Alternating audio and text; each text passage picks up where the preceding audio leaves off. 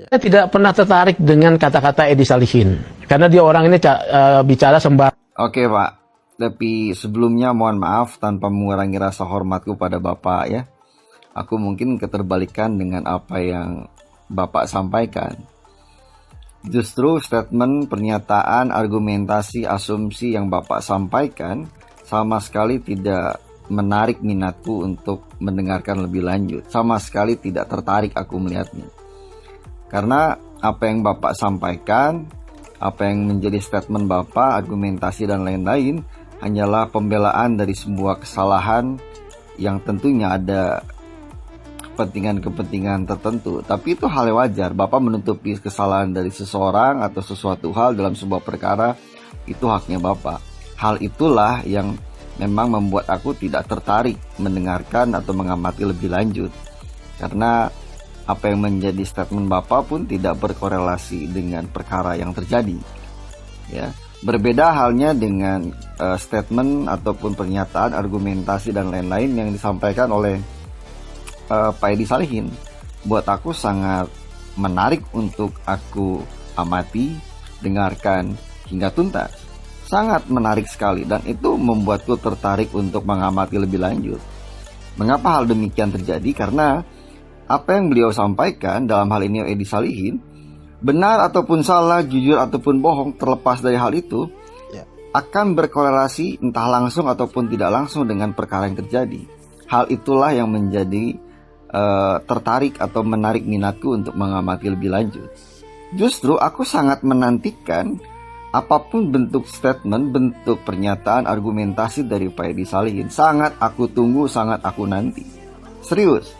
Saking tertariknya, saking menariknya apapun bentuk statement beliau, aku selalu menanti hal tersebut kawan. Meskipun Bapak tadi mengatakan Edi Salihin sangat problematik dan lain-lain, terlepas hal itu pun aku sangat appreciate dengan statement-statement yang dikeluarkan oleh Edi Salihin. Beda dengan yang disampaikan oleh Bapak, sama sekali tidak menarik minatku. Sorry to say loh Pak.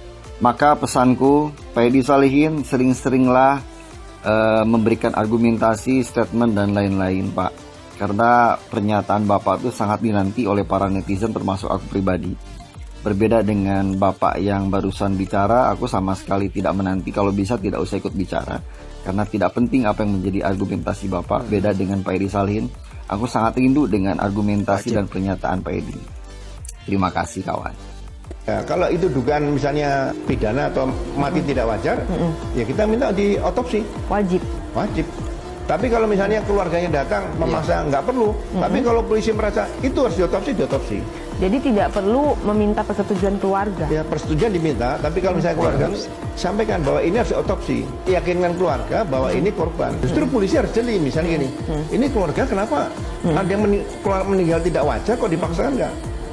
Akhirnya ahli psikologi yang psikologi forensik yang sering di TV kan, seperti apa nih? Bisa juga pembunuhan yang direncanakan oleh salah satu keluarga untuk bunuhnya kan bisa aja.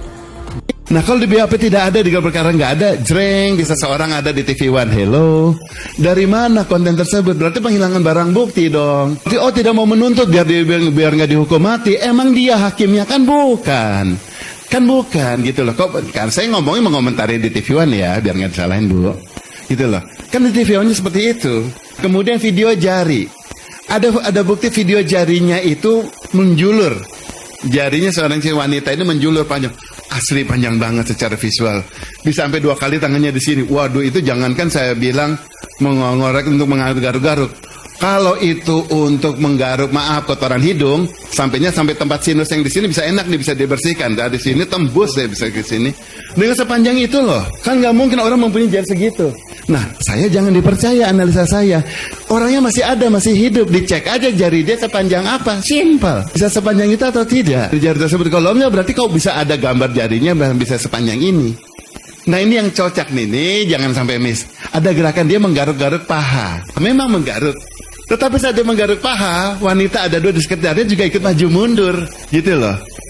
Garuk tangannya naik, wanita mundur. Pasti maju, dia maju lagi wanitanya. Ini menggaruk mundur. Loh, berarti ada suatu tindakan reversi namanya bolak-balik. Kecuali saya misalnya ngelihat bapak menggaruk-garuk, saya ngelihat. Ngapain Pak?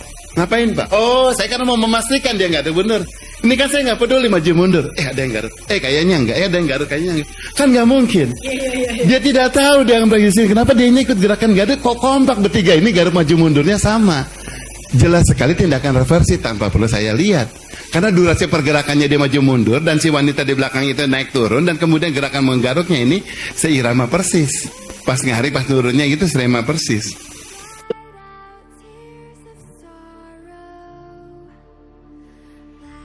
Oke, mari kita balik lagi ke kasusnya Jessica Kumala Wongso. Karena banyak banget para netizen ngetekin gue di postingan yang ada Prof Edi-nya nih di podcast-podcast. But anyway, kalau lo pade nanya ke gue, Kak, jadi fungsinya lie detector tuh apa sih, Kak? Ya, menurut gue sih mungkin karena mungkin ya untuk mencari-cari kesalahan Jessica aja sih gitu. Dan hal yang ingin gue tanggepin sebenarnya terkait statement Prof Edi ini ya, tanpa mengurangi rasa hormat saya terhadap beliau dan tidak bermaksud untuk menggurui juga. Sebenarnya gue setuju sama apa yang dikatakan oleh Prof Edi. Ibaratnya kayak orang yang cuma ngomong di pinggir jalan doang gitu. Ya gue setuju banget. Kan Bapak ini mention tentang masalah otopsi, masalah pengambilan sampel di hati, di lambung, itu tidak sesuai dengan background pendidikan Bapak. Background pendidikan Bapak kan hukum, gak ada medisin Pak. Ya, jadi minimal sih kalau boleh saran ya Pak, jangan sok tahu. Karena I'm so sorry, tapi gue lebih setuju sama statementnya dan argumen-argumennya Dr. Jaya. Karena so far beliau sih netral dan hanya menjelaskan apa yang sesuai dengan keilmuan beliau, sesuai dengan bidangnya gitu. Nggak sok tahu, nggak maha tahu gitu kan. Sama satu hal lagi yang bikin gue kepikiran berhari-hari ini adalah ada hero yang terunlock. Dr. Amelia nih siapa? Tolong banget ya netizen, cari siapa Dokter Amelia ini. Cukur kena loh. Hari ini mungkin terakhir saya keluar, kalau bisa terakhir lah, jangan ditambahin lagi nih ya. Setelah sekian purnama dan mendaki gunung, pada akhirnya Pak E kembali turun gunung untuk diwawancara. Dia berharap ini yang terakhir. Jangan dikabulkan kalau ini yang terakhir kawan. Pepet terus nih untuk para media. Wawancara terus, pepet terus, jangan kasih kendor. Semakin sering diwawancara, semakin intens diwawancara, akan makin banyak blunder yang dilakukan. Ini dibuktikan dengan perkataan wawancara barusan. Banyak blunder yang dia lakukan. Niat awal untuk meminta maaf dan berakhir dengan kasih pressure ke tim lawyernya J. Pada akhirnya malah banyak blunder yang diucapkan dari mulutnya dia sendiri kawan. Makanya jangan kasih kendor, pepet terus wawancara. Masih banyak kejanggalan di kasus Jessica Wongso ini, mulai dari tidak diotopsi, jarinya panjang, refleks dari videonya itu berbeda. Masih banyak banget teman-teman ya yang belum terungkap. Semoga saja kasus ini cepat terungkap dan siapa pembunuh Mirna sebenarnya. Terima kasih dan jangan lupa untuk up terus video Jessica Wongso. Save Jessica Wongso.